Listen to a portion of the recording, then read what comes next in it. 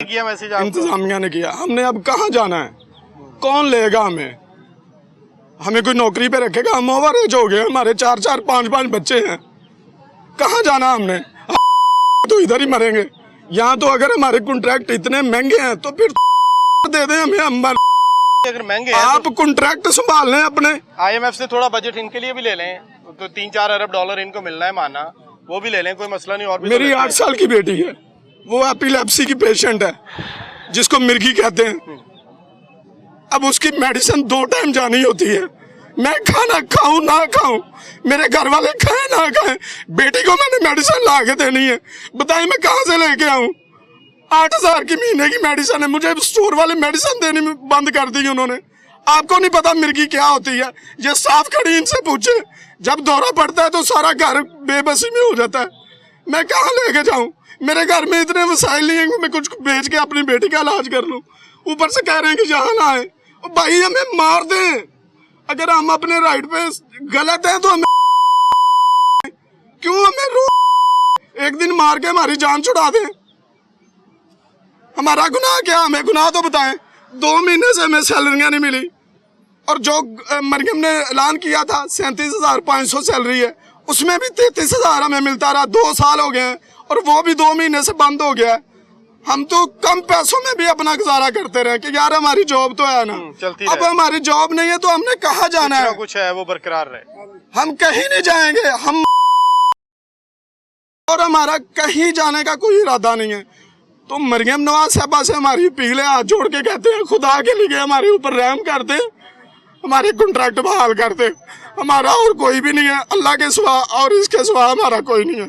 कौम के नौजवान हाथ जोड़ के आपसे इल्तिजाएं कर रहे हैं, तो इनकी सुने, खुदारा सुननी चाहिए आपको। आप नहीं सुनेंगे तो कौन सुनेगा? ये आपकी जिम्मेदारी है सुनना, रियासत की जिम्मेदारी है इनको इलाज देना, इनको नौकरी देना, इनकी बुनियादी ज़रूरियात को पूरी करना। आप इस लेवल के ऊपर लाके इनको ना छोड़े जहाँ पर आगे जाने का खाइए और पीछे भी खाइए, आप कहीं जा नहीं सकते। क्या मसला है? हमारे मसाइल ये हैं कि 2 माह हो गए हैं, जून के बाद से इन्होंने हमें 2 महीने की तनख्वाहें नहीं दी। इन लोगों के जो मसाइल हैं वो ये 2 महीने से तनख्वाहें ना होने की वजह से लोग बच्चे इनसे रोटी मांगते हैं, इनके पास आटा खरीदने के लिए पैसे नहीं है। एक 6 दिन तनख्वाह लेट हो जाए तो पैसे खत्म हो जाते हैं। हमें तो 2 माह हो गए, हमें तनख्वाह नहीं दी गई और हमें तनख्वाह नहीं मिली। और जो है ना वो हमें कह रहे हैं कि जी आप जाएं, रिटर्न नोटिफाई भी नहीं किया और हमें कह रहे हैं जी आप जाएं। हम कैसे चले जाएं? हमें या तो हम PHFMC के मुलाजम हैं और जो है वो कॉन्ट्रैक्ट इन्होंने 30 जून के बाद से एक्सटेंड नहीं किया, रिटर्न नोटिफाई नहीं किया। हम 2 महीने से आ रहे हैं, काम भी कर रहे हैं, हमारी हाजिरियां भी मौजूद हैं, लेकिन हमें तनख्वाहें नहीं दे रहे। आज हमने अपने बच्चे भूखे होने की वजह से कल हमने डिसाइड किया कि हम 27 जून से हम स्ट्राइक करेंगे, कोई काम को हाथ नहीं लगाएंगे। और इन्होंने साथ साथ इस वजह से अपनी इमरजेंसी भी सर्विसेज बंद कर दी हुई हैं। पहले OPD जनरल OPD इमरजेंसी चल रही थी, अब मरीज़ों के लिए भी मसाइल है कि वो मरीज़ का बच्चा मर जाए, इमरजेंसी बंद होने की वजह से उसका कौन जिम्मेदार है? और हमारी जो 2 महीने की तनख्वाहें हैं उसकी वजह से हमारे बच्चे भूख से मर रहे हैं, हम फीस नहीं दे पा रहे, हम स्कूल की फीस देनी है, घरों का किराया देना है, आने के लिए पेट्रोल के पैसे चाहिए। हम इस वक्त रोज जी रहे हैं, रोज मर रहे हैं। रोज हमारे लिए एक उम्मीद होती है कि शायद आज हमारा काम हो जाए। हमें तसल्लियां भी बीच में दी जा रही हैं।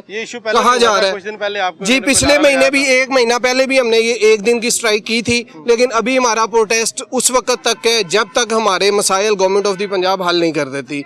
हमें तनख्वाहें नहीं दे देती, हम काम को हाथ नहीं लगाएंगे। बराए मेहरबानी हमारे बच्चों का सोचें, हमारी आवाज़ उन लोगों तक पहुंचाएं जो लोग के अंडर आते हैं। आप हम प्राइमरी सेकेंडरी के अंडर हैं। PHFMC ने हमें कॉन्ट्रैक्ट इशू किया हुआ है और उस कॉन्ट्रैक्ट में वाज़े लिखा हुआ है कि हमने अगर आपकी सर्विसेज टर्मिनेट करनी है तो 1 महीना पहले रिटर्न नोटिफाई करेंगे। इन्होंने हमें कोई नोटिफाई नहीं किया। हम 2 महीने से आ रहे हैं, अब जुबानी हमें कह रहे हैं कि जाएं। हम कैसे चले जाएं?